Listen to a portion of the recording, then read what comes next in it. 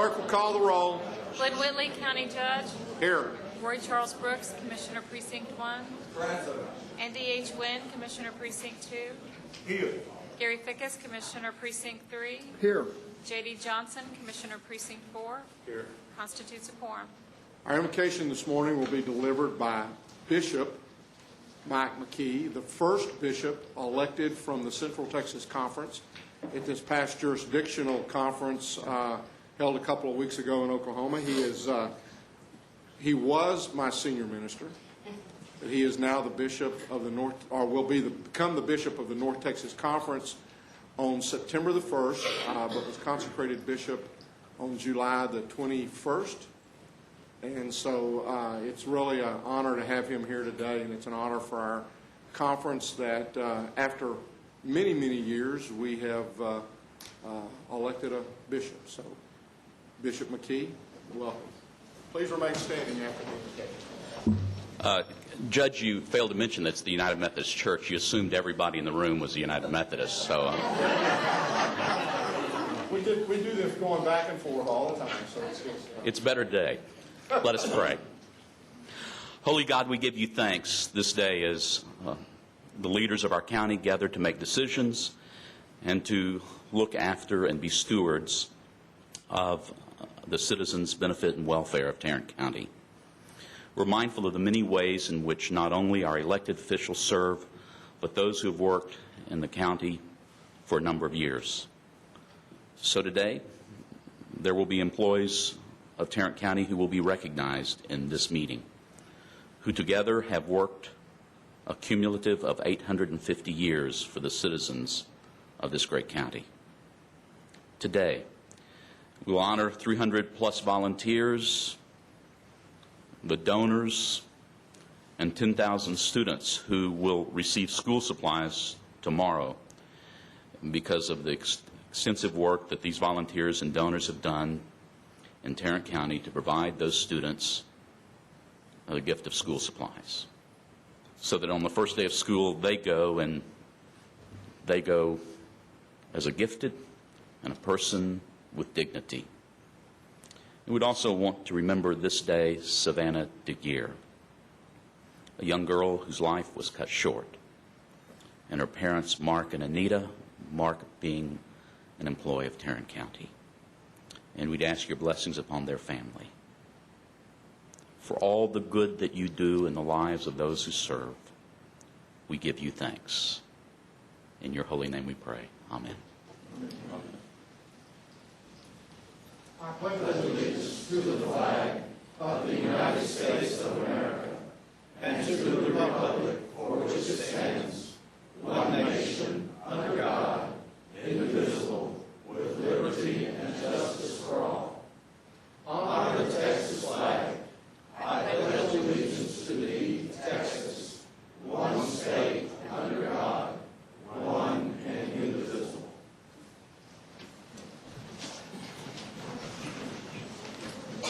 Thank you, Bishop, for being here today. Manus, agenda announcements. Thank you, Your Honor. Members of the Court, we have one announcement for the Court this morning. It concerns the Administrator's section. It would be item 8A1. This concerns action as relates to the submission of the county's effective and rollback tax rates. We're going to ask that we hold this action for 1 week. Let me explain just a little bit why we want to do that. As we went through our budget process yesterday and some of the discussions that we had, there was still a question if we were going to sell debt. And so we need to make that decision by next Tuesday in order to stay on schedule. The notice that you had and the action that you had in your court material today was based on an assumption that we would sell debt.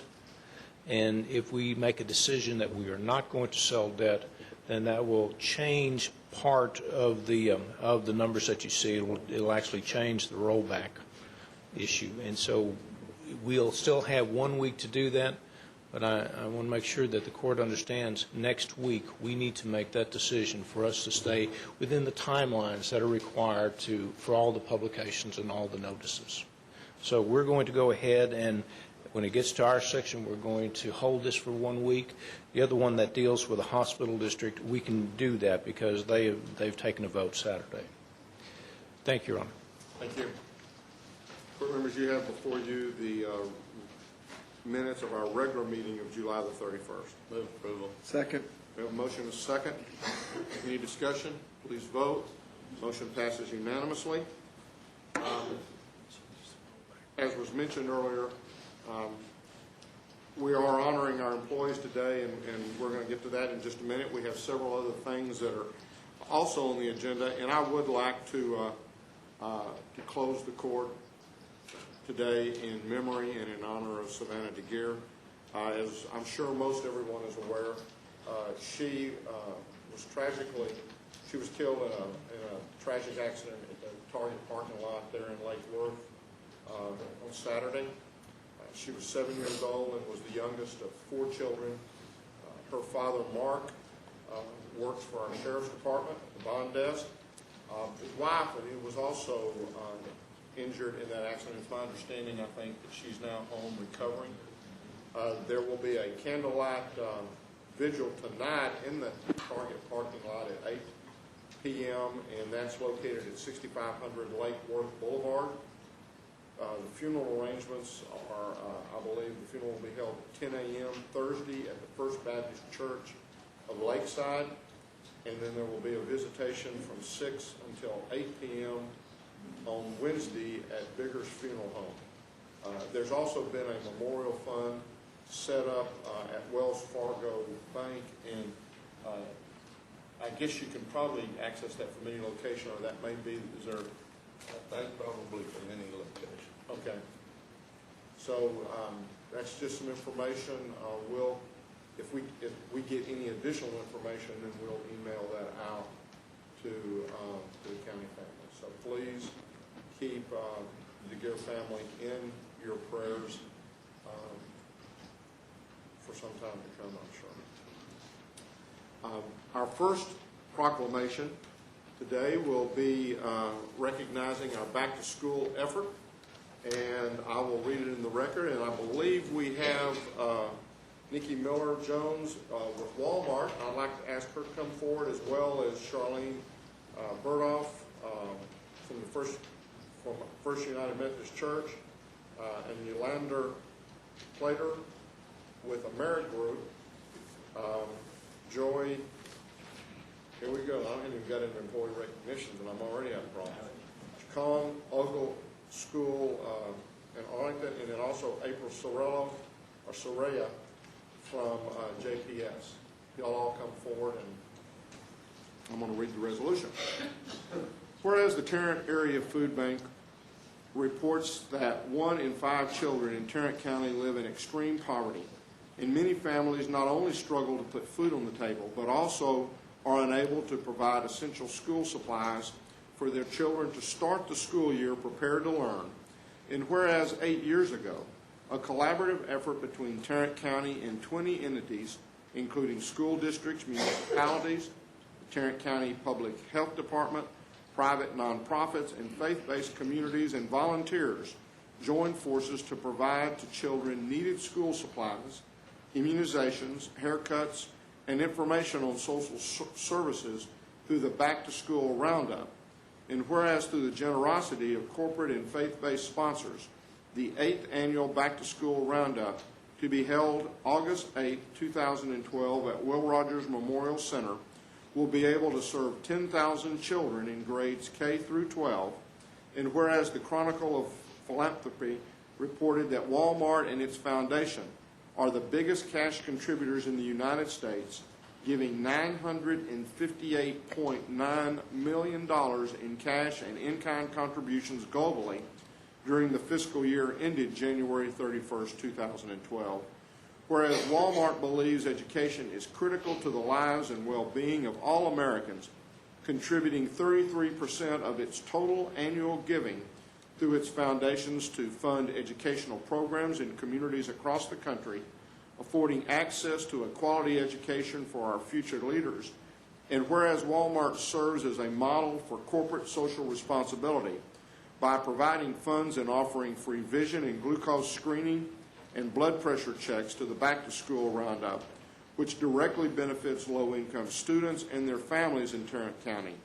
Now therefore be it resolved that we, the Commissioners Court of Tarrant County, do commend and recognize Walmart for its exemplary spirit of giving back to the local communities through its generous contribution as presenting sponsor of the back-to-school roundup. In witness whereof we've herefore set our hands and caused the seal of Tarrant County to be affixed the 7th day of August 2012. I'll move its approval. Second. Please vote. Motion passes unanimously. Again, the other folks that we have here are also folks who have volunteered and helped, but Walmart continues to be the presenting sponsor, and we want to thank them very much for their support.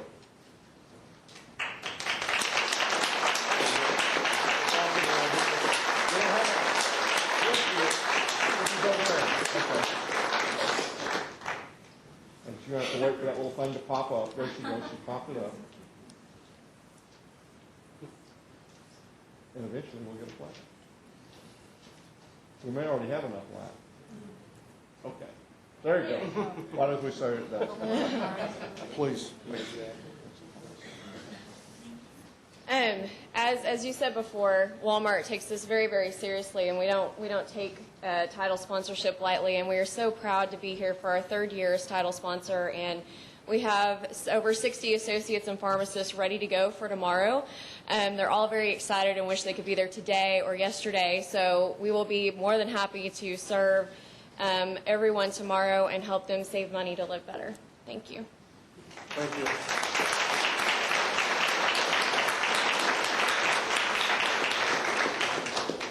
This really is a tremendous collaborative effort, and I want to recognize, I was going to say, Julie, stand up.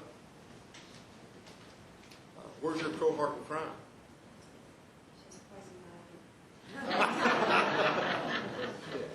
Well, she could go to Walmart and get something for that. Thank you all again for everything you do in that regard. Now is our time for our employee recognition. And as is the usual case, I will call names. If it sounds like your name, stand up. We'll start with our 5-year employees. And remain standing until we finish all of the 5 years, and then we'll recognize y'all, and then we'll move to our next group. Beginning our 5-year employees, Alan Arnold, Tax Office. Waddell Bell, Sheriff's Office. Edmund Bethea, Sheriff Booking. Kelly Bloom, Sheriff Training.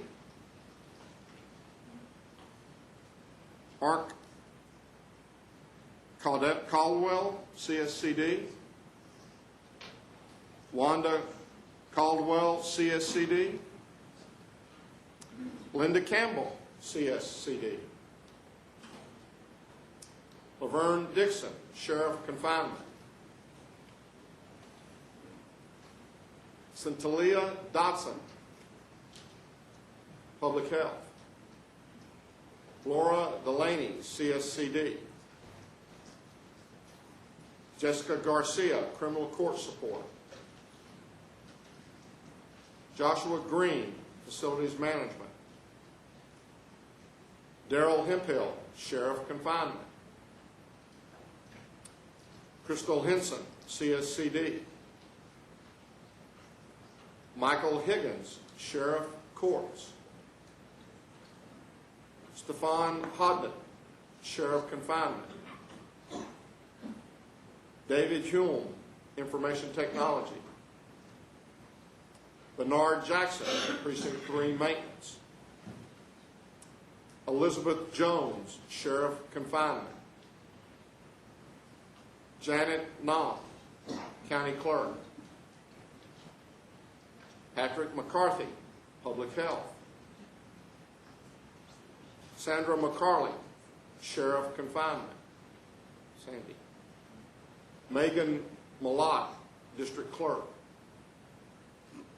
Angela Parker, Housing Assistance. Andrea Phillips Jackson, Sheriff Confinement. James Pritchard, Tax Office. Guadalupe Ramirez, Tax Office. Eric Raven, Facilities Management. George Reynolds, Constable Precinct 6. Joseph Shannon, Public Health. Christine Soul, District Attorney's Office. Kim Trussell, Auditor's Office. April Zambetto, Sheriff Confinement. These are our 5-year employees. Let's give them a big hand.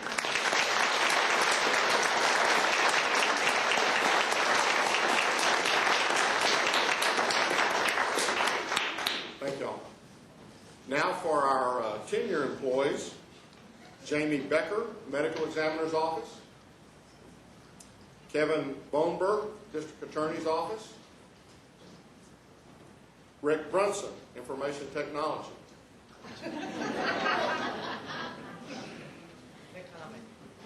He's hiding behind the wall. Bing Chen, Information Technology. David Crotus, Sheriff Booking. Okay, did I get that last name close? Close, Kraus. Crotus. Thank you. Jamaica? Yeah. Is Jamaica here? Jamaica, stand up and tell me how you pronounce your last name. Juvenile Services. Jurasol. Okay. I'm going to let you do this here. Teresa Jones, District Attorney's Office. I like that Jones. You did well. Clyde Lawson, Precinct 1 Maintenance. Ben Maples, Transportation Services. Keith Mitchell, Sheriff Booking. Alma Molina, Sheriff Courts. Brianna Nobles, Sheriff Confinement. Andrea Shelton, Juvenile Services. Ann Smith, Domestic Relations Office. Stephanie Thompson, Tax Office. These are our 10-year employees.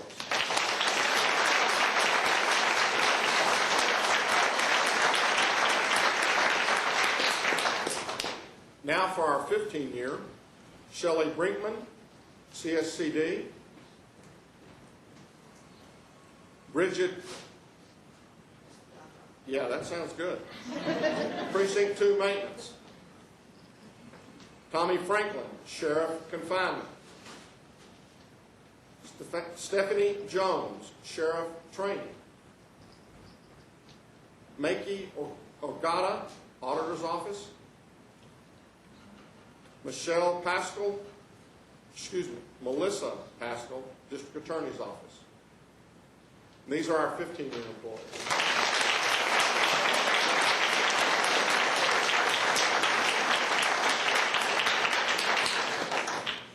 Sometimes I get so excited by the last name, I just mispronounce the first name. Doing good, Judge. Alan, 20-year employees. Alan Dennis, Sheriff Confinement. Donna Durham, 48th District Court. Ronald Embry, Sheriff Courts. David Holland, Sheriff Booking. Howard Kurtowski, Sheriff Courts. Linda Martin, Tax Office. Judge Timothy Menikos. Yeah, okay. Sorry about that. 323rd District Court. Ronnie Mitchell, Juvenile Services. Carlotta Ramirez, Tax Office. Dan Raven, CSCD. John Thorwald, Sheriff North Patrol. Kevin Turner, Sheriff Warrants. Paul Wood, I got that one right. Budget and Risk Management. Let's welcome our 20 new employees.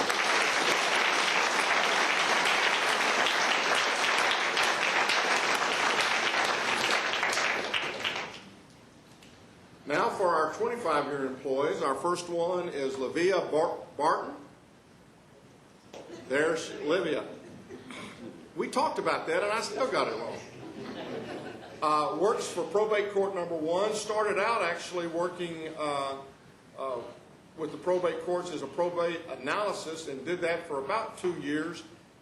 Spent some time transferring files basically between, this was when I guess Judge English had still had some open files when he was doing some of the probate.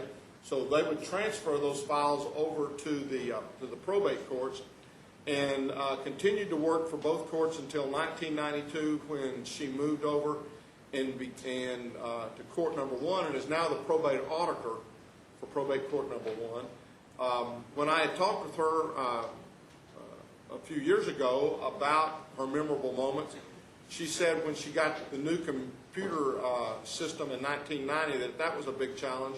And when I talked with her just recently, she said technology keeps to be, and all the changes that keep going on seem to be the memorable, some of the memorable moments.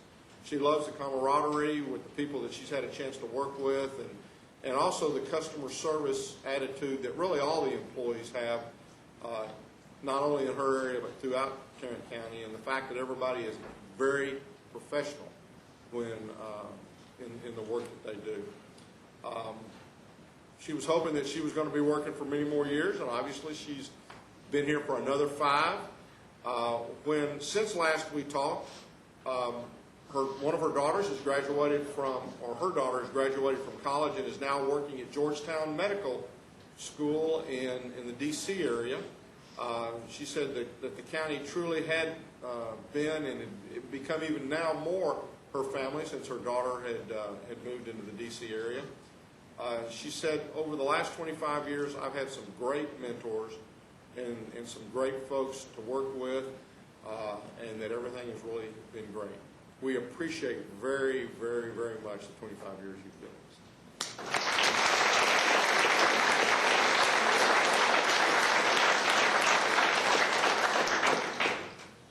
Now, next is Judge Jamie Cummins. I don't think she was going to, she indicated that she had a docket this morning, that she had been out. She used that West Nile virus thing again. And so she's not able to make it, but again, as you see, Judge Cummins, congratulate her on her 25 years of service with Tarrant County. Next is Jan DeBee. There's Jan. Started out as, he's in the IT area, has been with us for 25 years, has been program analyst in testing. A lot of Jan's work is around the testing of programs that are running in our different departments and on our different systems. He spent, in the beginning, he spent most of his time as a mainframe programmer, has worked on the electronic case filing system, and is really doing a lot of quality assurance type programs. Again, when you're testing these programs, if they make little changes, then you got to go back and test not only for the changes they made, but also make sure it doesn't mess up something else. And that's a lot of what Jan does. He also handles all of the expunctions for the criminal justice area. He lacks the stable work of the county and the ability to being able to develop reports and training on some of the new systems. When last I talked with him, he said that he hoped to be with Tarrant County for at least another 5 years, and as is evidenced by today, you are. Since last we talked, he continues to do mostly testing, again, on not only the jury systems, but also on the mainframe. He also worked on the conversion from, we used to always do years in just 2.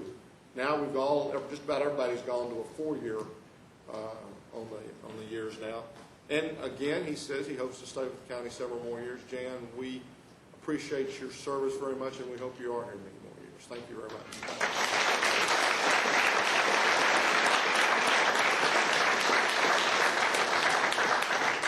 Thanks, sir.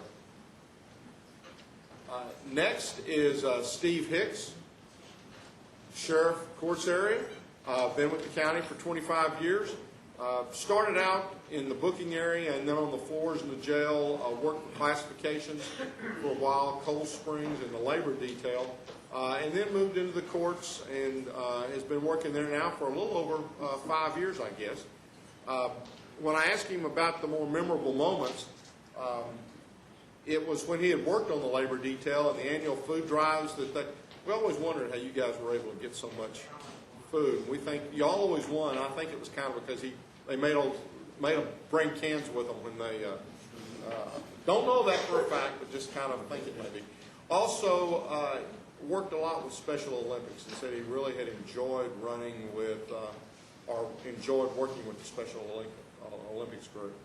When I asked him what he liked most, it was belonging to something that was really bigger than just a normal job. That he really took pride in the fact that everybody worked together to accomplish what needed to be done. When I asked him again 5 years ago, he said he hoped to be here many more years. Since the last time we talked, he said, people are coming and going, so I'm still making new friends and getting to work with some great people. Also, since we talked 5 years ago, he's had a son, or his wife has had a son, and that son is now 3 years old, so he's going to be working for many more years, I think. But I tell you what, Steve, we appreciate very much the 25 years you've given to Tarrant County. Thank you.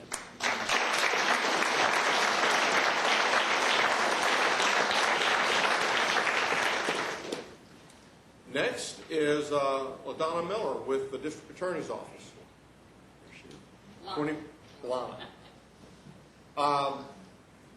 25 years. Started out in the Impact Court. Spent some time in the grand jury as the first paralegal that the county had. Works at the Alliance for Children in the Arlington location for now, I guess, about 20 years. When she first came to the Alliance, she said, is one of the memorable moments, that you basically did everything out there, from cleaning the restrooms to running the vacuum and doing just a little bit of everything to get whatever needed to be done, you did it. What she liked most was being able to work with and do good for the kids and help them through some bad situations that they would be experiencing at that time.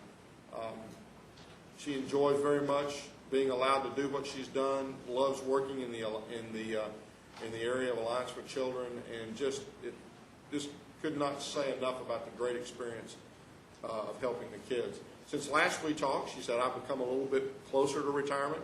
My kids are grown. She said, I now have 3 grandkids, or I have 3 grandkids, and the grandkids are 18, 13, and 7, I believe. So, Lana, we thank you very, very much for the 25 years of service that you've given.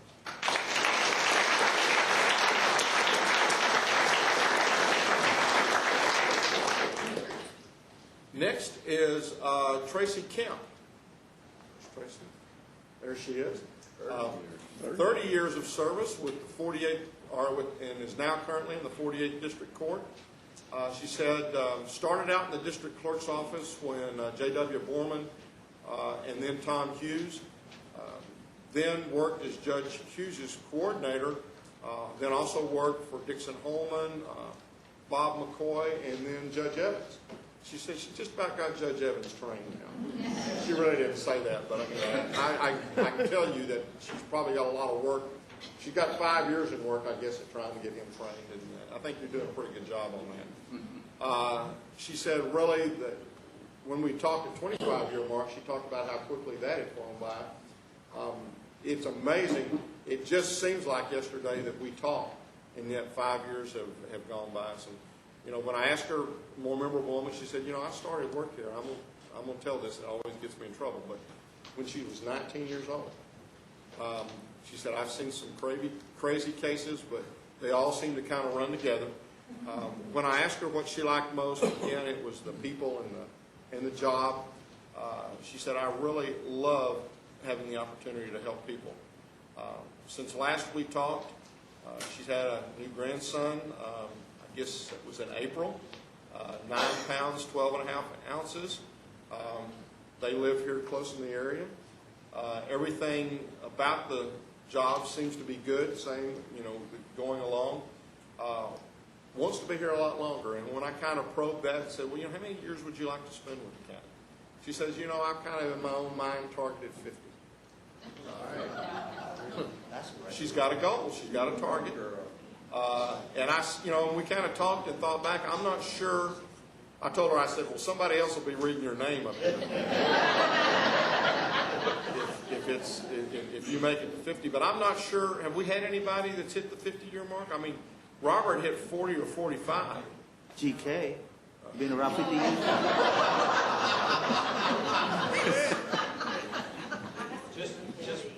Oh, you need a hug now. This ain't about GK. This is about Tracy. Let's stay focused here, folks. But Tracy, we appreciate very, very much the 30 years of service that you've given Tarrant County. And I look forward to maybe if I'm not up here, maybe I'll come back. Hopefully I'll be able to come back and congratulate you on 50 years of service. So, again, thank you very much.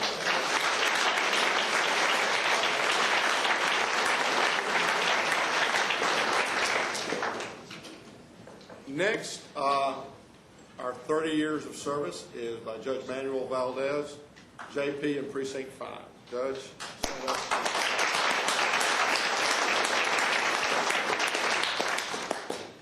Judge has been JP for 30 years. This will mark the end of his time. This term will mark the end of his time with the county. When I asked him, he said, this has been the best job in the world. It was always getting something new on a daily basis, and that folks would come in with basically really all kinds of issues. Some of them were pretty crazy.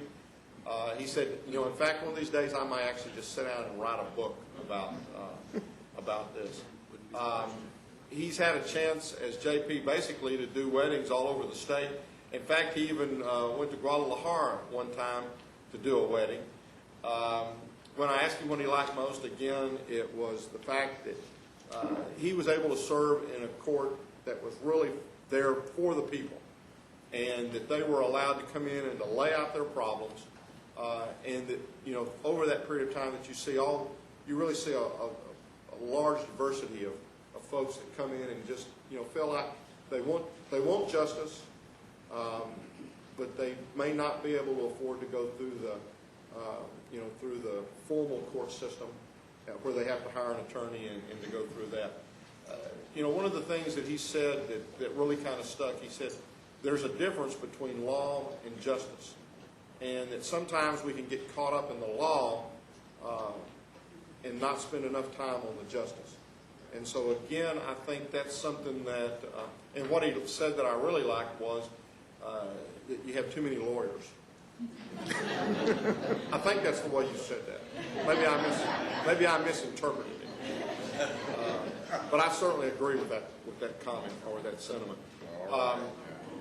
Don't need more CPAs. Yeah, we always don't. We'll never have enough CPAs. Since last we talked, he said, I have continued to enjoy providing the services to the citizens. That we've had a great staff, and that throughout the time that he's been there, he's had some great folks working with him and in his court. He said he just couldn't have got the job done without the folks that he's had to support him through the years. He also indicated that he ran for Congress. He said that has been an absolutely fantastic experience for me, and it was one that I'll never forget. I know you have a lot of your staff with you today. Would y'all please stand also and let us recognize not only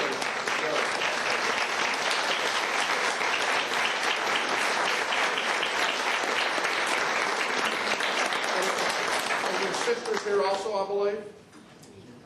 Tina, I don't know. Stand up, Tina. One of our own. Thank you again, Judge, for your 30 years of service in Tarrant. Thank you, guys.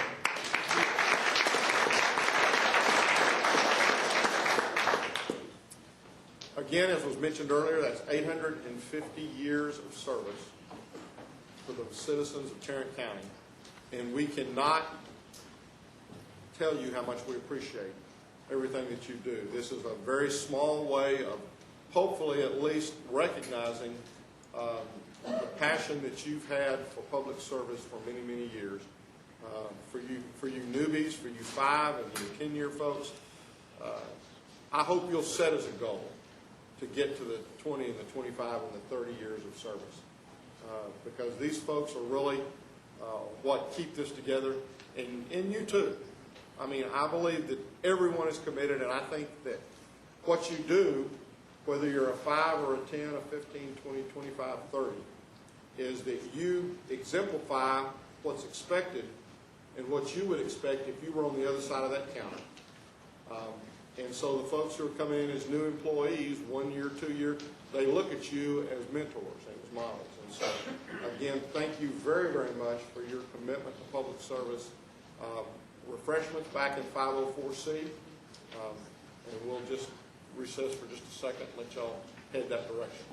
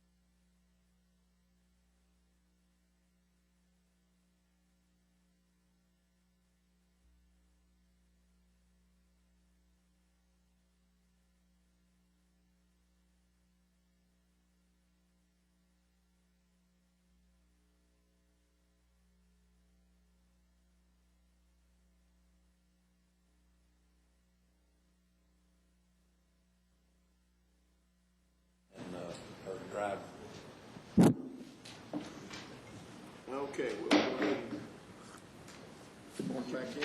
And court members, you have before you the consent agenda. Move approval. Second. We have a motion and a second to approve the consent agenda. Any discussion? Please vote. Motion passes unanimously. Members of the court, we have 4 additional items to bring to you this morning. As we discussed earlier, we are going to hold item number 1. If we can move to item number 2, we're requesting that the Commissioners Court receive and file the proposed effective and rollback tax rate information from the hospital district and take no action regarding a proposed tax rate at this time. So moved. Second. We have a motion and a second. Any discussion? Please vote. Motion passes unanimously. Members of the court, on item number 3, we're requesting that the court approve or accept a FY 2013 grant award from the Attorney General's Victim Coordinator and Liaison Grant Program. This relates to the bilingual Spanish language victim assistance coordinator in the District Attorney's Office. Move approval. Second. We have a motion and a second. Any discussion? Please vote. Motion passes unanimously. Members of the court, on item number 4, we're requesting that the court approve and consent to the partial assignment of oil and gas lease as it relates to a previously approved oil, gas, and mineral lease with Chesapeake Exploration for the Miller Avenue Sub-Courthouse, which is located in Precinct 1, and authorize the county administrator to execute the consent document. Move approval. Second. We have a motion and a second. Any discussion? Please vote. Motion passes unanimously. Finally, members of the court, on item number 5, we're requesting that the court approve and sign an order which prohibits the outside burning within the unincorporated areas of Tarrant County for a period of 90 days from the date of executed by the Commissioner's Court or until repealed by the court in accordance to state law. Move for approval. Second. A motion and a I second. want to say that we got almost half inch of rain yesterday afternoon in that little thunderstorm. Some of you did. But we need about 10 inches before we take this fire ban off. I wish it dripped a little bit further south. Yeah, we didn't include us. That's we and the mouse in your pocket. Please vote. Motion passes unanimously. Thank you, Your Honor. My neighbors and Budget.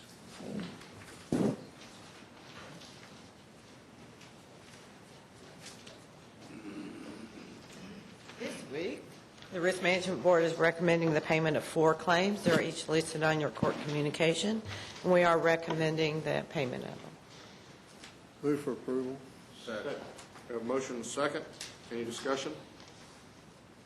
Please vote. Motion passes unanimously. Thank you. Good morning. Good morning. Morning. Elections is requesting the court approve the order ordering the general election for November 6th and establishing the early voting sites for that election. so move. Second. We have a motion and a second. Any discussion? Please vote. Motion passes unanimously. Thank you. Thank you. Ms. Glenn.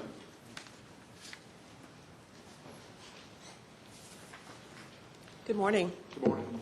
We have several items for the court this morning. The first item, we're asking the court to receive and file the personnel agenda. So moved. Second. We have a motion and a second. Any discussion? Please vote. Motion passes unanimously. Item number 2, we're asking the court to approve a departmental reorganization for the tax office. Mr. Wright has requested some changes in supervisory responsibilities. The specifics are outlined in your court communique.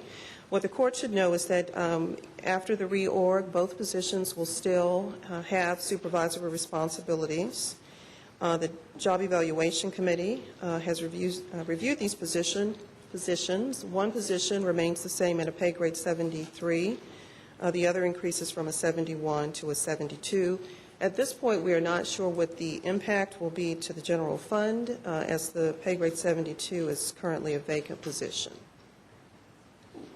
Move for approval. Second. We have a motion and a second. Any discussion? Please vote. Motion passes unanimously. Our third item, we're asking the court to approve revisions to the table of organization for public health. Public Health is requesting the addition of a project position, which, as the court knows, is a temporary position. This is a grant-funded position, so there is no impact to the general fund. This position will assist the department with HIPAA security and privacy issues. Move approval. Second. We have a motion and a second. Any discussion? Please vote. Motion passes unanimously. Item number 4, we're asking the court to approve yet another revision of table organization for IT. We're asking the court to reclassify a support specialist position to a senior support position effective August the 18th. There's no impact to the general fund. Move for approval. Second. We have a motion and a second. Any discussion? Please vote. Motion passes unanimously. Our next item is item number 5. We're asking the court to approve a waiver of terminal benefits for Constable Precinct 5.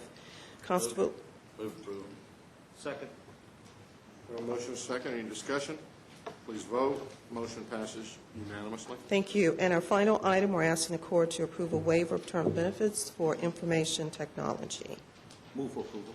Second. We have a motion and a second. Any discussion? Please vote. Motion passes unanimously. Thank you. Burr?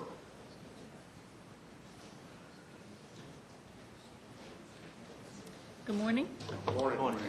Public Health has one item for your approval this morning. This is for interim financing for fiscal year 2013. This is Ryan White, HIV/AIDS Treatment Modernization Act, Part D. We have no outstanding interim financing, and in the consent agenda just a few minutes ago, you approved our consolidated contract from the state, which will prevent us from having to come back about a dozen times during this year asking for interim financing, because it's all in one contract this year. Hallelujah. Move approval. Second. We have a motion and a second. Any discussion? Please vote. Motion passes unanimously. Thank you. Rachel?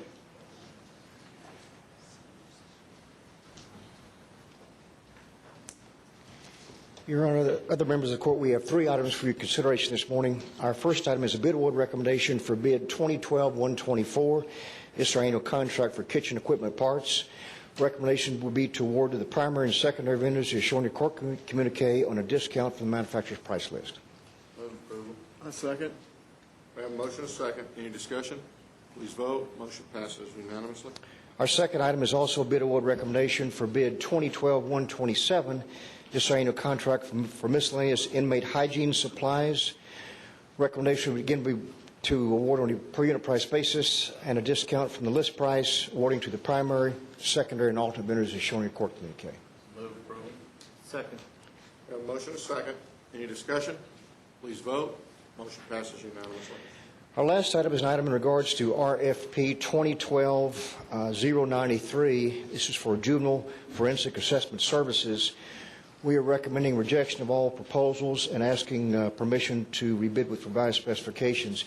Very simply, we actually did not receive enough responses to take care of the minimum appointment requirements needed by juvenile services to do that function. To take care of what? We didn't receive enough responses. The vendors that responded can't take care of the caseload requirements or take care of the appointments on a weekly or monthly basis to take care of that particular service that they require. So how do you intend to fix that? Well, we had conversations. There were bids that were received late.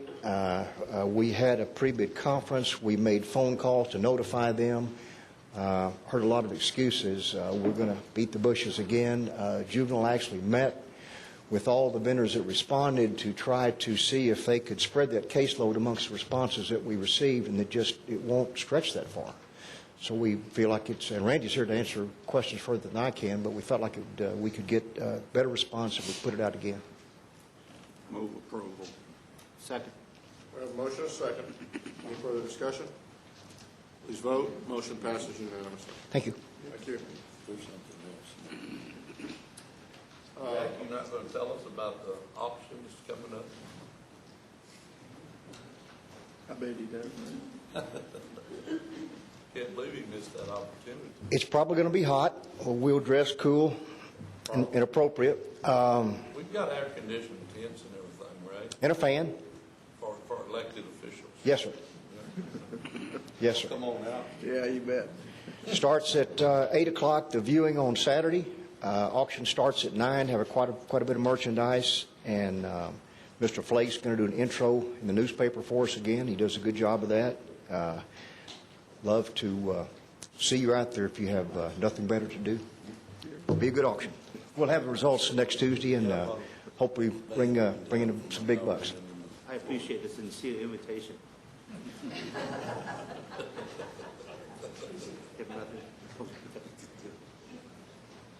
Appointments, any appointments today? Believe you've got. Yes, I would like to appoint Jeannie Curtis to the Child Protective Services Board. We have done the background check, and everything is in order. Second. The motion is second. Any discussion? Please vote. Motion passes unanimously. Any others? And you have before you the claims, including the addendum. Move approval of the claims including the agenda. Second. We have a motion is second to approve the claims, including the addendum. Any discussion? Please vote. Motion passes unanimously. Briefing items, Mr. Mangus. Thank you, Your Honor. Members of the court, we have 3 items we'd like to bring to you this morning. The first one concerns an update on the Mental Health Law Liaison Program. Mr. Headings is here to address the court at this time.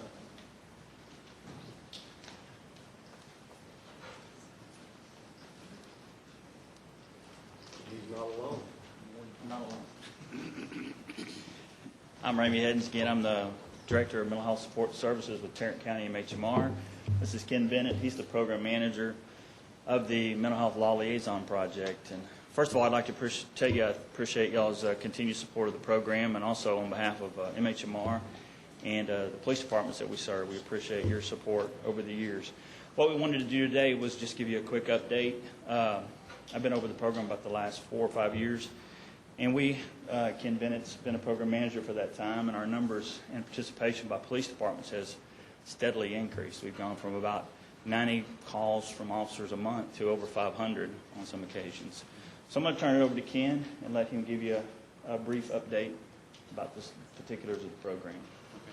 And we have our PowerPoint pulled up. PowerPoint presentation. You all did not send a PowerPoint. The court has in their book your presentation. Okay. Okay, great. All right. Well, like Ramey said, I am the program manager of Law Liaison. And basically, what we do is jail diversion when appropriate. Time out this for us. We don't have a PowerPoint. Yeah, we do. Well, you may, but Do you not have it in your court book? so it would be in the court book. So, okay, if we've got it here, then is it going to appear on the screen? Can I email it to the screen and it appear on the screen? How about we do this? Yeah. Oh, yes. So I don't know why it can't be up there. Give us a little minute while we take I care of don't see what the problem is. These computers are supposed to be so fast. Right here in front of you. Steve, just be prepared for, you need to make it as rare as possible that we give him the opportunity to do this. We appreciate your patience. He appreciates your, I'll share if y'all would like to look over my. oh, we've got it now. I just wanted everybody to have an opportunity to. With that. I think I just lost mine. Let's try it again.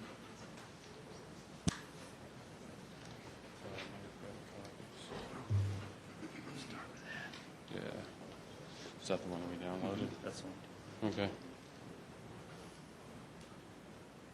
Okay.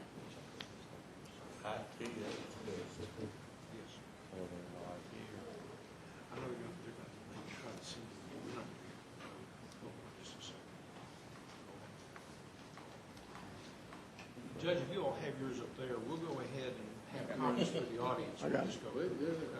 We've got it. Okay, great. So he doesn't have SIRE on his system back there?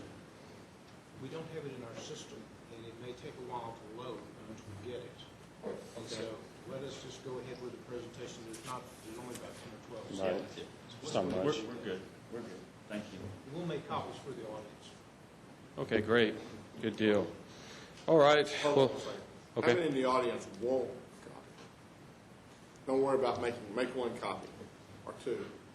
Let's not kill too many trees for people who don't want them. We got it. Now, Good to go? go ahead. Excellent. Good deal. All right. Mental Health Law Diversion Project. This is a very important project. You know, we've been around since the 90s, and as Ramey said, that 5 years ago when he and I took this program over, we went from 50 to 90 calls to over 500 calls a month. We're a very specialized program. We work directly with all the local police departments here in Tarrant County. And so the premise of our purpose is pretty simplistic. Our goal is to divert people from the criminal justice system back into treatment services when appropriate. And when I say when appropriate, that means if someone has a mental health issue and they've committed some kind of heinous crime, then of course they may need to go to jail, and that would be the appropriate place for them, and we can get them mental health treatment there. We're mainly looking at people and clients that we can divert appropriately back to treatment service. Now, when you look at this, just quickly, historically speaking, back during the Kennedy Johnson administration, when we deinstitutionalized the state hospitals, they came out with a great drug called Thorazine. And Thorazine was going to be one of those drugs that we were going to be able to medicate people. And then we were going to open up the state hospitals, and then we were going to treat people in an outpatient setting like we do now in our local MHMRs. The one thing that people did not count on is that our clients wouldn't take their medications. Many of them would fall through the cracks and become homeless, or they would be reincarcerated back into the criminal justice system. So that's really what this program's about. Now, if you look here and you look at the services that we provide, we have a 24/7 hotline just for officers only, 24 hours, 7 days a week. They can contact one of my staff if they just need to get some kind of mental health, technical help, if you will, for lack of a better term. Hey, I've got this guy out here. He's acting a little bit strange. I don't really think I have enough to get him in on a warrantless detention. But could you guys go out and follow out with him at some other point just to check and put him in as a wellness check? So then we get those kind of calls. We also get calls from officers that will call and just say, hey, man, this guy just tried to commit suicide. We're afraid for the family. We're going to go ahead and take him in for that evaluation. We just want you to know. So that kind of client, once they go to JPS, we track them through the system, and then after the fact, we follow up in the community to see if there's any other resources that we can provide. We coordinate those resources, and when you look down here where it says active and assertive follow-ups, it's just that. I've got teams of two. I got a team of two in Fort Worth. I got a girl in the office that answers the phones and sends letters, takes the calls as they come in. I've got another team of two in the HEB area, and I got a team of two dedicated to Arlington. And what these team of twos do is they go out and they work directly with that PD, to partner with that PD, to see, is there something that we can do? Because what we have found over the years is that the police departments can't do it by themselves, and our clinicians can't do it by themselves, and that it takes a team effort. We need that community policing effort if we're going to have any kind of positive impact. Now, just a quick reminder, we're dealing with clients many times that have never been touched by treatment services, clients that don't want to go to the doctor, and clients that tend to be homicidal and suicidal, and they have a chronic mental health issue. So we want to follow up and make sure that what we're doing is, at times, even though they may not want to go, once we assess that imminent risk and we get them stabilized, we hope that once they get out of the hospital, once they are stabilized on medications, that we do have a better outcome. If you look here, we do a lot of community education, and we just did a week-long mental health peace officer course. So we go out and we train the officers on how to make good diagnostic impressions. For the last week, we had a mental health peace officer training, and that's what we did. We had a number of officers in there. So when we're not out on the street with them, that officer can come in contact with someone with a mental health issue, make a good diagnostic impression, and say, okay, this is what I need to do. Either we need to do a wellness check, or we need to take them to JPS on a warrantless detention. Or if the crime's heinous enough, then maybe they just need to go to jail. And so sometimes we go to the city jails to do our assessments there as well. When you look at other services that we provide over the last 5 years, we do hostage negotiation here for Fort Worth PD. We are the mental health technical advisors on that team. We do the hostage negotiation and HEB in that area. And then we have 2 of our Arlington team that participate on the hostage negotiation teams there in Arlington. We've worked a lot with the Fort Worth Missing Persons Unit, and sometimes our clients wander off. And so they'll get in contact with us, and we tend to find them at a group home or somewhere else. And then when you look at the benefits to the PD and just in general, really what we're trying to do is that since we have people that have never been wanted to be touched by treatment services before, we're able to work with the police department and expand these services to them, expand these treatment services to them. And that's a very important thing.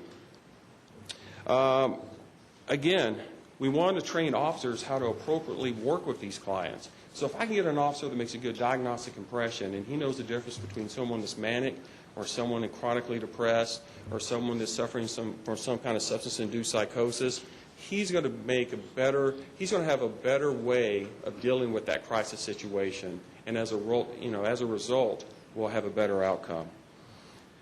Let's see here. Now, also, this is very important as well. As we come in contact with these people all over Tarrant County, they pop up on our radar. We're able to put these people in our database, which means now we can track them. And many of them, if we can make them one of our MHMR clients if they meet the priority population. But even if they don't, if I've dealt with this person for the last 5 years and I have all this documentation and now he's in another city and he's acting out, we can then go back into our system and say, okay, this is what he did then. We understand he's doing some of the same stuff in this other city. Let's go back out there and see what we can do to help him out. How are they likely to link back to you into your system? Is it going to be through the MHMR authority in that other city, or? Well, MHMR, since we cover all of Tarrant County and we have connections with with most of the police departments, a lot of times they'll call us with the same person, and we'll have information about historically on what's going on with that person that might be helpful to that officer at the time. So we'll know a little bit about the person. So that's how they kind of link together through us. Okay. Yeah, and here's probably one of the most important pieces of this is that building of that rapport. Let's say I have someone that's incredibly ill. We've got a guy like this in Mid-Cities. We've been following him now for at least 3 years. And he has a history of fighting cops. He tried to grab a cop's gun. And so we never close the case out. We leave him open. Why? He's a community safety issue. He's an officer safety issue. Sometimes he's an issue to himself. Over the years, we've built some rapport, so now when we see him, he knows who we are. He sees the police in a better light because now the police aren't coming out there just to rough up on him and take him to the hospital. And now if he's sick, he'll just come right out the door and say, hey, I need to go to the hospital. Hey, things aren't going right. So it's that preventative approach. So working with PD, getting out on the street, doing these wellness checks, honestly, we really don't know how much we are heading off, which is a very interesting thing. But the outcomes, from 90 calls to over 500 calls, and we haven't even scratched the surface yet, tells me that we're making a huge impact. One of the things that we've noticed with the police departments that work really close with us, the more of the health and wellness checks that they do, the fewer people even may actually be taken to the hospital. They end up being treated in the community without having to use our hospital services. Not only are they diverted from jail, but some of them are diverted from the hospital because the police are calling earlier on to say, hey, this person may need some attention. And so that's a nice, like I said, preventative approach. We've also got, so what we've noticed as those health and wellness checks go up, the fewer people end up in jail or also in the hospital. Ken's also got some of the awards that we've won over the years, and you might just explain those real quick. And just real quick before we get into those, when you just look at our numbers from last year as opposed to this year, and I can get you those numbers, for 2010, we had 3,348 calls. And for that year, we saw 9,000 clients. Okay, some duplicated, but 9,000 clients. 2011, it went up to 4,176 calls, and duplicated was 9,548. So our calls are going up. We're seeing more people in the field. And ironically speaking, it seems like when you go out there and knock on someone's door and say, hey, are you okay? Is there anything that we can do for you? That, in essence, is almost hospital diversion, if you will. So we set out for jail diversion, but for some of our clients, they're like, you know what, I want to stay med compliant. I want to take my medications. What do I have to do to make that happen? And if we can get them into services with MHMR and we can get them a caseworker, then that's a win-win for everyone. Some of these awards at the very end of your slide, these are all awards that we've won with one of our willing partners, that being Hearst Police Department. And we've had a number of different national presentations and publications about what we're doing. But the last three I'm really the most proud of.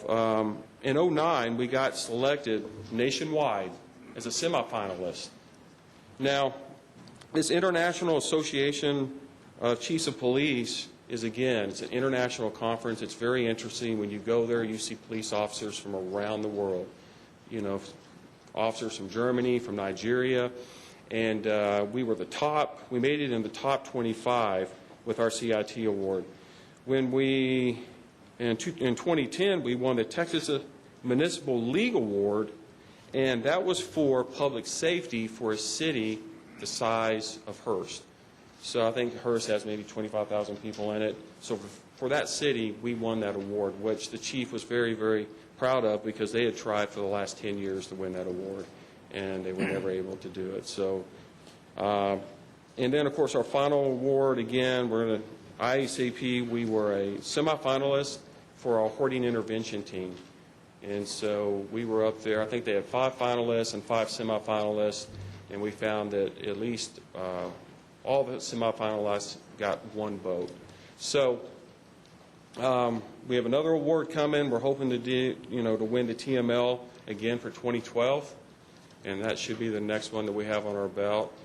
But I think just based on the awards, the impact that we're having in the community, the good outcomes we're having with the officers, and the kind of help that we're able to get these clients and get them into treatment services is just paramount. And then at the same time, we're just not really sure how much we are headed off.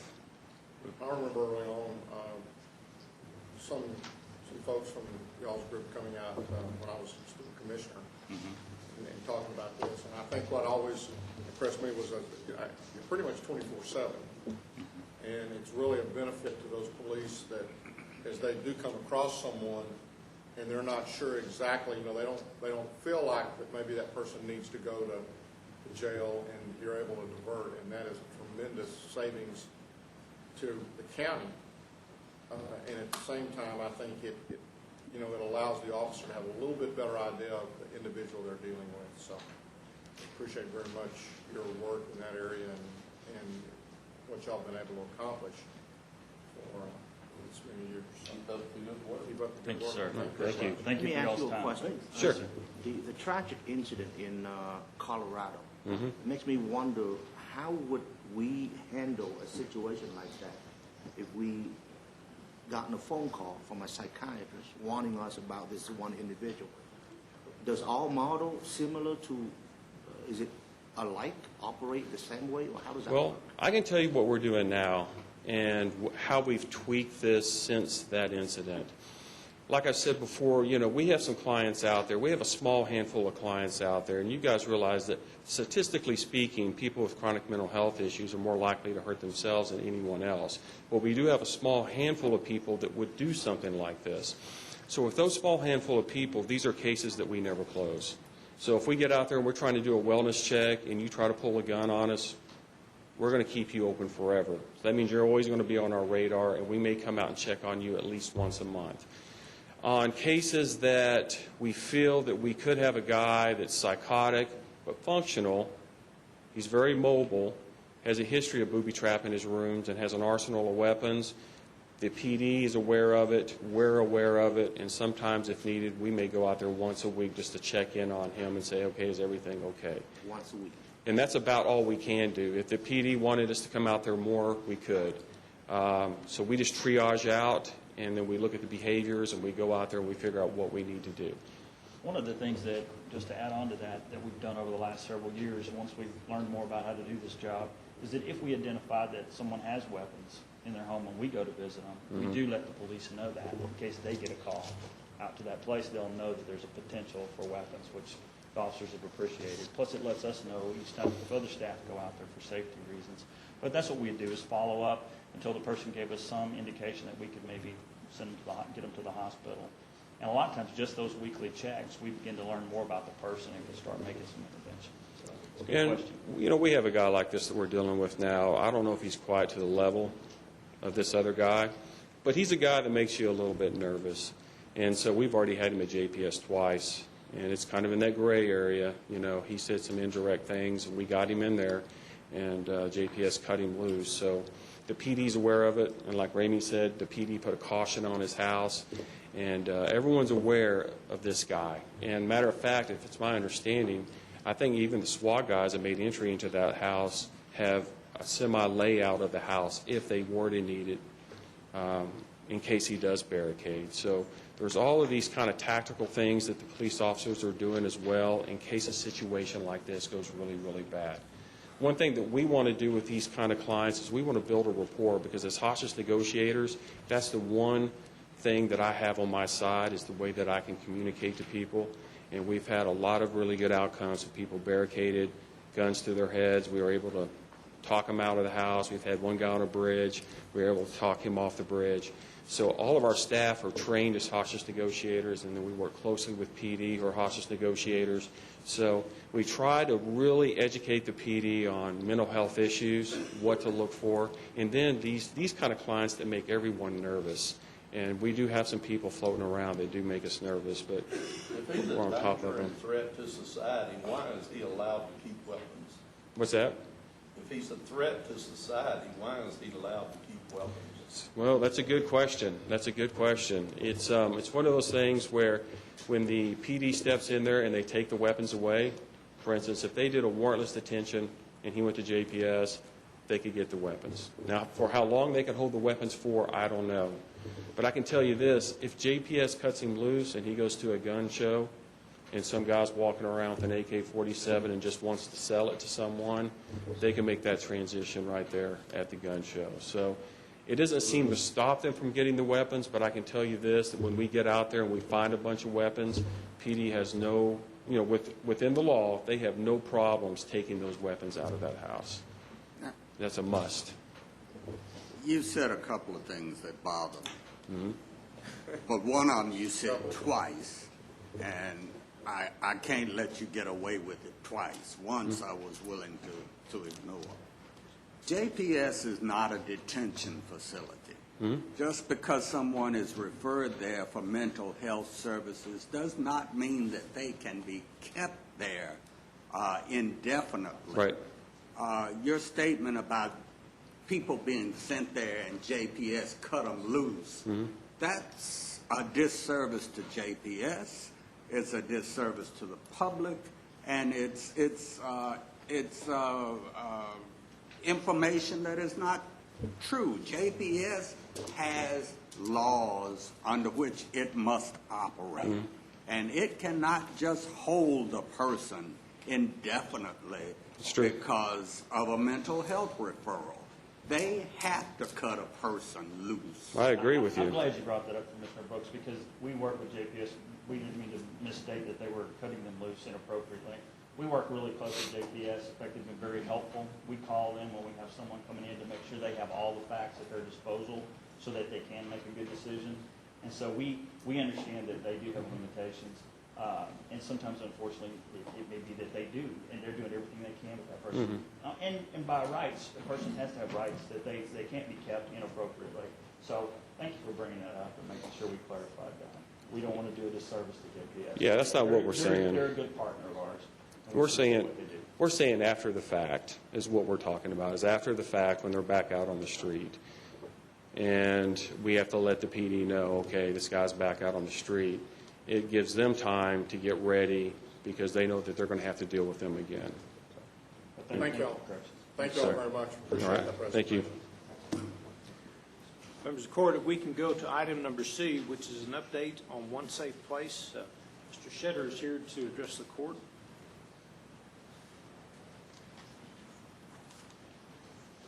Good morning, sir. Good morning. Good morning, Mayor. Good morning, Mayor. I appreciate having the opportunity to be here and to give you all an update on One Safe Place. We came to you last year about this time, maybe a little bit earlier, and asked for some funding to help with the operation and maintenance of One Safe Place. So I just want to give you an update of where we are. To go back and give you a little background, since it has been a while since I've been here, Safe City Commission, working with the Fort Worth Police Department, who had received a grant from the National Family Justice Center Alliance, was tasked with facilitating the strategic planning process for looking at a family justice center to serve. First, we were looking at Fort Worth and quickly decided that it needed to serve the entire county.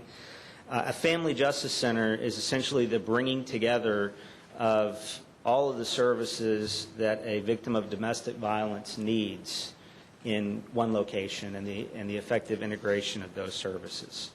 So after working with the Family Justice Center Alliance, it was determined that Tarrant County was ready for a Family Justice Center. It was determined that Safe City Commission would be the appropriate agency to organize and the governance and the management of the Family Justice Center.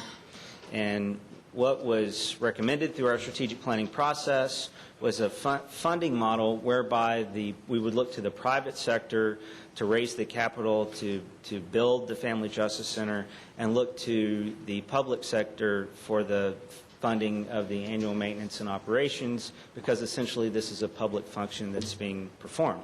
So we have set about the task of raising somewhere between $12 and $14 million to build and renovate a center. We are roughly halfway to our goal when you count the money, the cash we have in hand, and the outstanding solid commitments. We have purchased a large piece of property, a 67,000 square foot building at the corner of Rosedale and Hemphill Street. We have begun the renovation of that property, and while the renovations are taking place, we are operating in temporary facilities that are 8 trailers that we have located on the property. If you're driving by the location, you'll notice about an 8-foot fence with a great mural painted along Hemphill Street there. We have already, all of the staff of Safe City Commission has relocated to that location. We have a portion of the family violence unit for the Fort Worth Police Department, and within about 2 weeks we'll have the entire family violence unit for the Fort Worth Police Department on site there. Safe Haven has located about 15 people, including case managers and counselors and admin assistant folks on site at One Safe Place. The Ladder Alliance is there to provide job training, and New Day Service is there providing chaplain services. And then we have a whole host of agencies that are coming on site on a regular basis to provide services. A couple of things I just want to highlight for you about the model. We have existed not just in Tarrant County but in the country for our entire history, working under the assumption that where domestic violence is concerned, we're handcuffed because victims are very often going to go back into dangerous situations. And that's true. Victims do come forward and then go back into dangerous situations, or they stay in what they know are dangerous and potentially deadly situations for years and years and years. The problem is that we have assumed, all of us, for a long time, that victims are staying in a dangerous situation because they're emotionally tied, because they're weak. We have put the onus on the victim and assumed that there's something about them that's causing them to stay. What we know today from experience and from data that's been collected across the country is victims aren't staying in deadly situations because they want to or just because they're emotionally bound. They are staying in deadly situations because the moment they decide to leave is the most dangerous moment for them.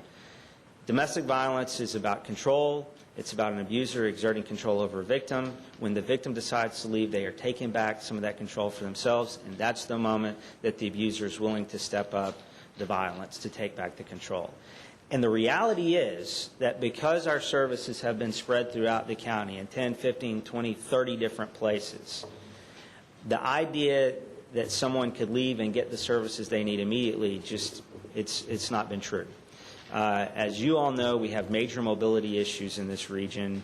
And when you consider that many domestic violence victims don't have great transportation resources, first of all, and even if they do, their abuser is likely so controlling that they're literally tracking every mile on the odometer of the vehicle, then it's literally dangerous to expect a victim to reach out and to have to go from place to place to place to get safe. It's just not possible. So the first most critical thing we've done is co-located these services so that no matter what you need, or no matter what the victim is wanting, whether it's law enforcement, whether it's civil legal help, whether it's to interface with prosecution, or just to get counseling and case management, they come to one place.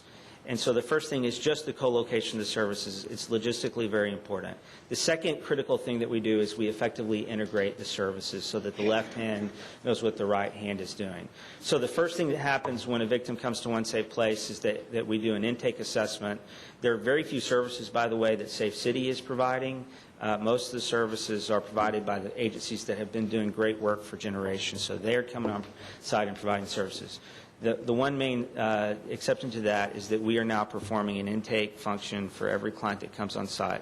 So the first thing we do is an assessment, and we determine what level of danger there is so that everybody gets lethality or risk assessment, and then we do a safety plan to make sure that every client has a safety plan, because people are in different places. They're at a different level of being ready to accept services. There's a different level of danger. There are all kinds of different situations with children being involved. So we do that work, and then we make sure that that information is shared among all the agencies. So for the first time in Tarrant County, assuming that a victim is willing to share the information, then all of us are sharing one safety plan, one lethality assessment, and we're working together, many times all of us, from one geographic location. One of the things that I promised you when I came to you a year ago is that this would be countywide. And, of course, early on when we met with police chiefs, one of the main concerns for chiefs outside of Fort Worth is whether the victims in their cities would be willing to go to Fort Worth if the Family Justice Center in Fort Worth. The simple answer to that is that victims were already having to go outside their city to receive the services that they want. Obviously, the courts, they have to come to Fort Worth to access the courts, and most of the other services were in Fort Worth, if not probably in Arlington. So what we've explained is that we've changed, yes, people have to come to Fort Worth, but now they're just having to come to one place in Fort Worth, and the services are essentially located in that one place. So what we're doing and how we're changing the game is that we are providing all the services in one place, and we're doing it in the time, in the place, and in the manner that works for the victim. Instead of expecting the victim to work within our systems and with our institutions and bureaucracies, we're providing them in a manner that works for the victim and for their families. Just to give you a sense of our timeline, in January, we focused on getting, January and February, focused on getting on-site with the agencies that were coming on-site, physically moving in, getting our security provisions in place so that we could guarantee that victims are safe on-site, because we only serve victims. We don't allow offenders on-site. And then in March, once we had all of our agreements in place for how services would be rendered and how information would be shared, we quietly opened to the community for services, saw 3 clients in the month of March, saw 10 in April, 15 in May, 46 in June, and 78 in July. So obviously, and we're slowly ramping up as we know we're able to handle an increase in the number of clients, and we're sure that our systems are working in terms of how we're sharing information. The reference earlier to the early days of the Alliance for Children in Arlington was really interesting to me, because we're experiencing the same thing. Everybody's pitching in and doing whatever it takes. I can tell you that I, because I'm an attorney by training and former trade, I sometimes will do legal counseling during the intake process, and have even gone to court on a couple of occasions where a client made just a little bit too much money to qualify for legal aid, but couldn't afford the $2,500 she was getting quoted from private attorneys. We all volunteer in our child care center. Child Care Associates is coming on board, is in the process of getting their licensing through the state. I'm proud to say that we'll be the only family justice center in the world that offers full-service daycare, and because we're doing that with Child Care Associates as a partner, they have services available throughout the county so that no matter where our victim client lives, as typically she is trying to get back into the workforce and become independent, we have some child care solutions throughout the county to help them do that. We are not the first family justice center. As I said, there are about 70 that are in existence that are working in partnership through the National Alliance. We will have the biggest facility. It's not a matter of extravagance. We have one of the biggest service areas. And the National Alliance believes that Tarrant County will be the model for the country because we're unique in a number of ways. First, we're unique in this public-private partnership and governance structure. We are unique in that we will have this full-service child care center. And the other thing we're doing that we're really proud of is we recognize more than anybody else that while we don't provide the services to children who are themselves victims of violence, that work is done through the Alliance, who is an off-site partner that we work closely with. We recognize that children who have lived in a home where there is violence for a number of years, that there are serious consequences to that, and we have to provide assessment and services to the child and to the family in that circumstance because we know if we don't, that if it's a female child, she's likely to be a victim of abuse as a second, third, or fourth generation, and if it's a male child, he's likely to be a second, third, fourth generation abuser. So we think we have to be very aggressive, strategic, and tactical in working with families and identifying the children who have witnessed the violence. And I can tell you that we have one of the clients that we've worked with has not only are we working with trying to get counseling for her minor children, but she has adult children that have never received the counseling, and we're working very hard to get them connected to the services that they need before violence begins occurring in their lives. And finally, we are being successful in reaching out throughout the county. I can tell you that our clients have come, yes, from Fort Worth, but also from, I've had a lot of clients from Arlington, Mansfield, Kennedale, Burleson. They are coming from all over the county. And one of the things we're the most proud of is the level of cooperation between our law enforcement agencies. Obviously, one of the first questions that came up is what's going to happen if a victim from Arlington comes into our center and wants to do an interview, initial intake with a detective or law enforcement. So immediately our agencies got together and agreed that the City of Fort Worth agreed that they would be willing to do the initial law enforcement interview on behalf of any agency, and the other agencies agreed that they were willing to accept that process. So we obviously are able to call an agency and give them the opportunity to send a detective if they want to, but we also have our agencies working together from a law enforcement standpoint. So we're already less than 6 months into this, have an unprecedented level of cooperation. I believe we're showing an unprecedented level of respect for victims of domestic violence, and anecdotally I know that we're seeing what has been proven all over the country, that is that we're initially going to see people come forward that otherwise would not identify as a victim. So I will tell you, you're going to see in this county an increase, I believe, in the number of incidents of domestic violence.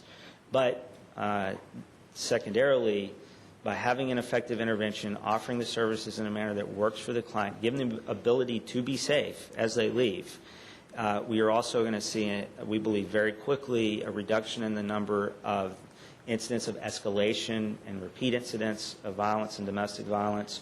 We're going to see an increase in the number of successful civil legal solutions as well as criminal prosecutions.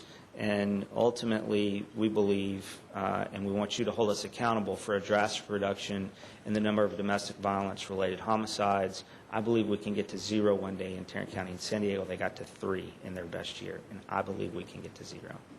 I'd be happy to answer any questions. Thank you very much for being here. Thank you. I have some handouts. I believe there are copies in your packet, but I brought extras for the staff as well. The card that you'll see a copy of, we've printed out 20,000 of these and distributed them to law enforcement throughout the region. It's a simple message we want to get out. If it's a domestic violence situation, there's one call, one visit, it's one safe place, and everything you need is there. Thank you.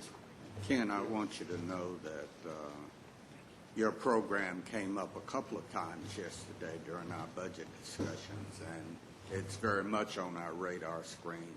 We are watching it as it ramps up and are anxious for it to get to full operation. And it's something that we have supported in the past, and I'm sure we'll figure out how to continue to do so. I appreciate it, Commissioner.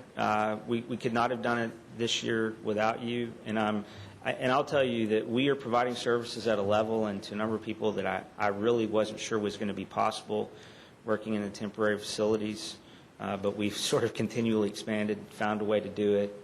Everybody's pitched in, has done what's needed, and the county's included in that calculation. We appreciate it. Thank you, sir. Thank you. Thanks, Mayor.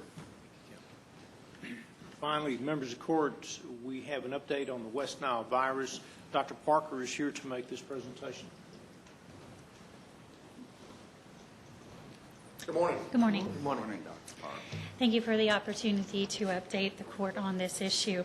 Tarrant County Public Health is in contact with local and regional health officials and other partners, including a representative of the Tarrant County Medical Society, regarding our collective concerns about the presence of West Nile virus in our community.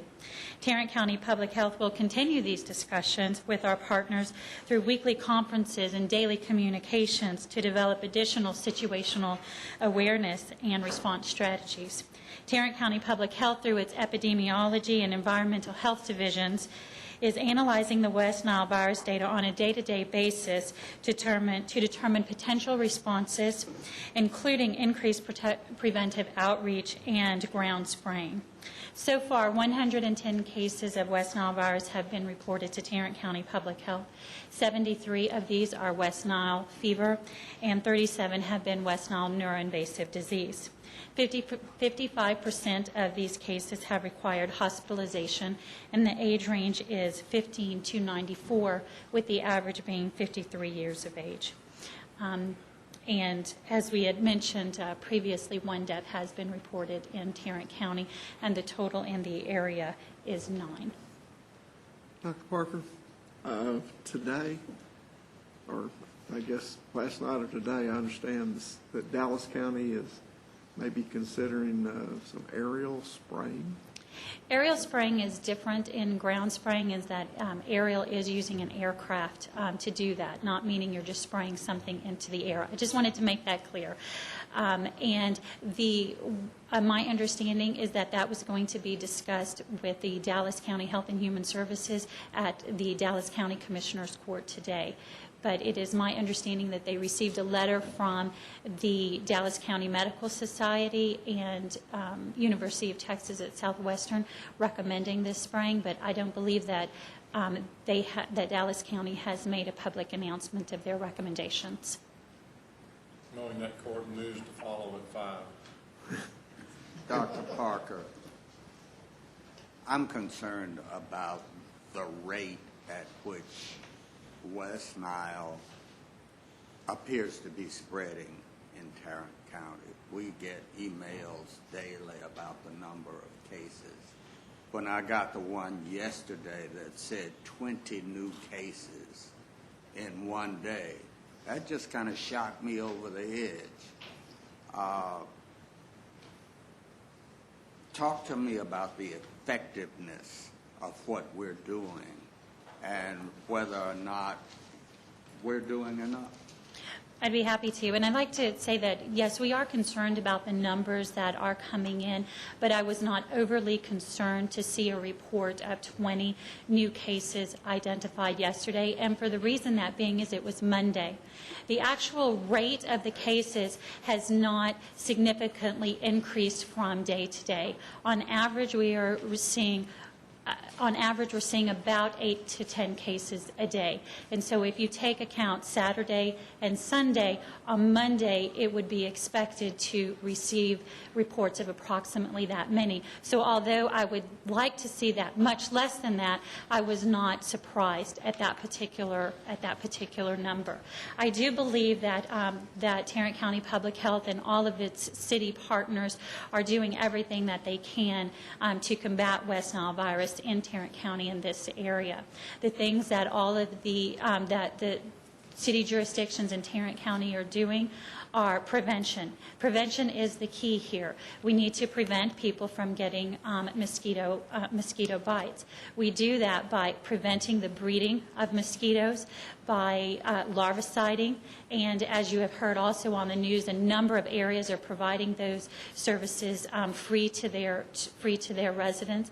And in certain cases, ground spraying for adults may be indicated, and that may be the next step where some of our local communities do go for that. But I do believe that we're doing everything we can in this area to combat this problem at this time. So go through one more time, just for our public, those 3 or 4 things that individuals can do to protect themselves. Absolutely, and we call them the 4 Ds. Or the preventive measures, and that's our message. And the first of the 4 Ds is to drain. So drain any standing water. The particular mosquito that carries West Nile virus likes dirty water that stands in the shade. Things that can be in a little flower pot, a little bird bath under a tree, those sorts of things. Drain all of those containers. It can be just a little bit. That's all they need. Dump it out. The next is to avoid dusk to dawn, being outside if possible. I know the heat is bad, right now, we have to be concerned about that too. But avoid those times of the day to be outside, particularly in the grass where the mosquitoes are going to be. If you must be outside, dress appropriately. Wear long sleeve shirts and pants and cover up to not give the mosquitoes a chance to bite you. And also wear DEET. That's the insect repellent that's most effective against the mosquitoes. If you're going to wear the light-colored the light clothing, spray on top of that with DEET. It gives you an extra level of protection, and those are the 4 Ds. So drain, dusk to dawn, avoid dusk to dawn, dress appropriately, and DEET. Now, dusk to dawn or around dusk and around dawn? Both. Mosquitoes are going to be out. Dusk and dawn are the most active times, but, mosquitoes can be out anytime. So if you're going to be out in the grassy area, even after dusk, then I would suggest you wear it. You mentioned that there was 110 cases that have been reported. Someone who comes down with that, what's the how long are they going to have that? Is it something that goes away after a couple of days, a couple of weeks, months? What are we talking about? Well, a number of people can be bit by a mosquito and infected with the West Nile virus and never even know it. Okay, that does happen. A small percentage of people are bitten by a mosquito that's infected, and they develop West Nile fever, and that is the symptoms are similar to the flu, and it can take approximately 3 to 14 days for those type of symptoms to develop, and they can persist for about the same time as the flu. And an even very much smaller number of people can be bitten by a mosquito that's been infected, and they develop the West Nile neuroinvasive disease. The incubation period would be the same, so approximately 3 to 14 days, but they can have residual symptoms that persist for several weeks and can cause complications that can take them months to recover. So of the 110, you said 37 have this one that you just referred to, and I believe 73 had the fever.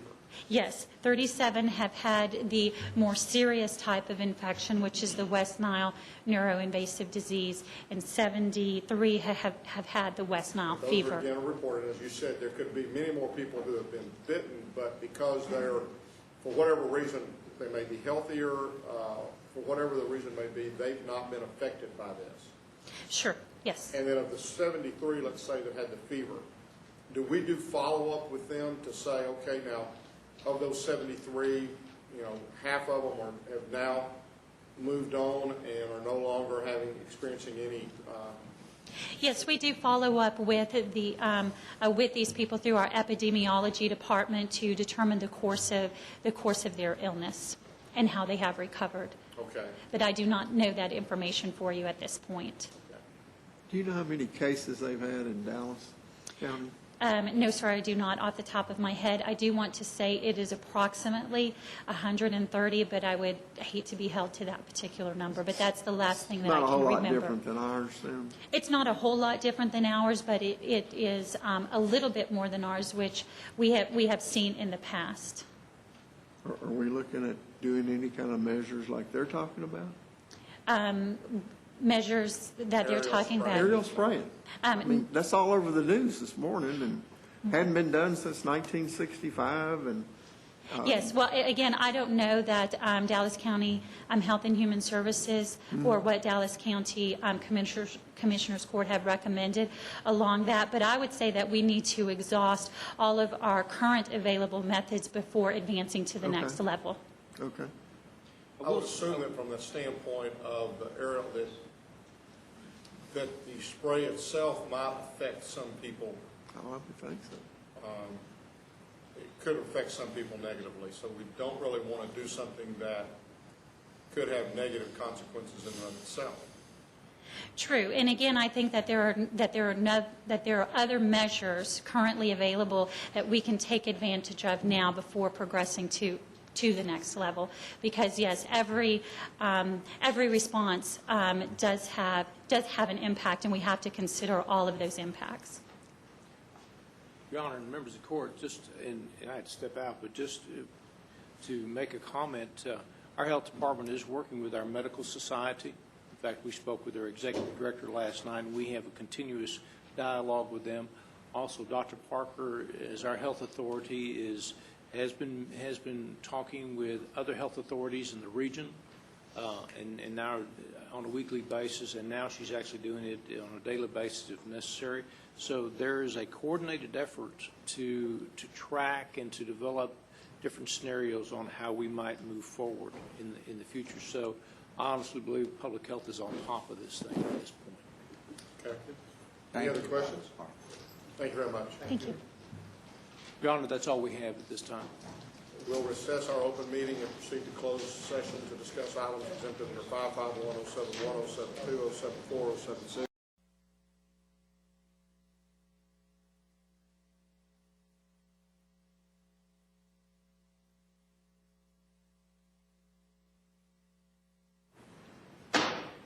Having returned from closed session and there being no business to conduct at this time, we are adjourned.